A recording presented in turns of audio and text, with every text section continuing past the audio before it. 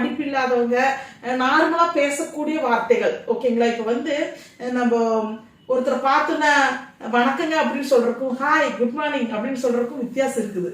அந்த குட் மார்னிங்கிறது வெளிநாட்டோட பாஷை, நம்ம வந்து இப்போ சாதாரணமா வந்துருச்சு. இப்போ நாங்களாம் படிக்கிற காலத்துல வந்து கத்திரிக்கோள், ரூல் பென்சிலு, கட்ரு, மார்க்கிங் சாக்கு இந்த மாதிரி தான் எங்களுக்கெல்லாம் பொறுத்து சொல்லி கொடுத்தாங்கம்மா. ஆனால் இப்போ பார்த்தீங்கன்னா எங்கள் பாப்பாவெல்லாம் ஃபேஷன் டிசைனிங் முடிச்சுட்டு வந்திருக்குங்காட்டி அவங்க இதுக்கெல்லாம் ஒரு இங்கிலீஷ் பேர் மாதிரி ஒன்று வச்சிருக்கிறாங்க. அந்த பேர் வந்து இங்கிலீஷ்லையும் கூட இல்லை, என்னமோ வித்தியாசமா இருக்குது அந்த பேர். அந்த பேரெல்லாம் அவ வந்து இதை சொல்லணும் இப்படிதான் சொல்லணும். நாங்கள் வந்து உண்மையான வெளிப்படையே சொல்றோமா, இப்போ வந்து நூறு எக்ஸ்ட்ரா இருக்குன்னா பிரிக்கிற ஊசி அப்படின்னு நான் சொல்றது அப்படிதான் கடையிலையும் கேட்டு வாங்குறது. இப்போ எங்கள் பாப்பா எல்லாம் படிச்சுட்டு வந்து கேட்டு இது சீம் ரிப்பேர் அப்படிம்பாங்க. சீம் ரிப்பேரா அப்படின்னு என்னது அப்படிங்கிற மாதிரி சீம் ரிப்பேர் சொல்லுமா அப்படிம்பாப்ல.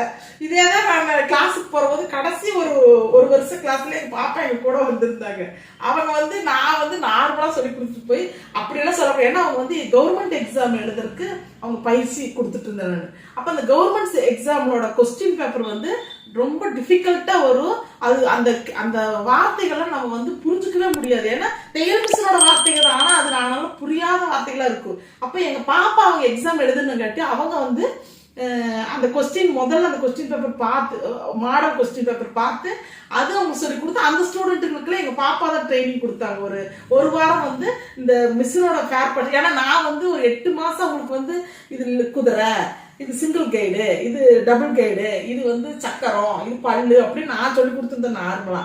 இவங்க வந்து அந்த பேரெல்லாம் இப்படி போடக்கூடாது, இந்த பேர் கிடையாது, எங்க அம்மா அந்த காலத்துல இருந்து சொன்ன வார்த்தைகள் சொல்லி கொடுத்துட்டாங்க, நீங்க இந்த மாதிரிலாம் எழுதக்கூடாது, கொஸ்டின் பேப்பர்ல இதை பத்தின கேள்விகள் வந்துன்னா நீங்க டிஃபிகல்ட்டா இருக்குன்ட்டு அவங்களோட படிச்சதெல்லாம் அவங்க சொல்லி கொடுக்குற போது எல்லாருமே பயந்துட்டாங்க ஒரு நிமிஷம். ஏன்னு கேட்டா 40-80 பேர்த்து உட்கார வச்சு அதை சொல்லி கொடுக்குற போது அவங்க பயந்துட்டாங்க. இன்னும் கொஞ்சம் ட்ரெயின் ஆயிட்டாங்க. ஏன்னா என்னை காட்டில எங்க பொண்ணு மேல அவங்களுக்கு ரொம்ப இஷ்டமாயி போச்சு. இப்பெல்லாம் நான் பிரிக்கிறதுன்னு கேட்கறது சீதல் பேர் கொடுங்க அப்படின்னு ஸ்கேல் வந்து அது ஒரு பேர் சொல்லுவோம். அப்புறம் இதுக்கு இன்னமும் பேர் சொல்லுவாங்க. நாமெல்லாம் ஆக்கி சாக்கும் எல்லாத்துக்கும் பேர் மாத்திட்டாங்க.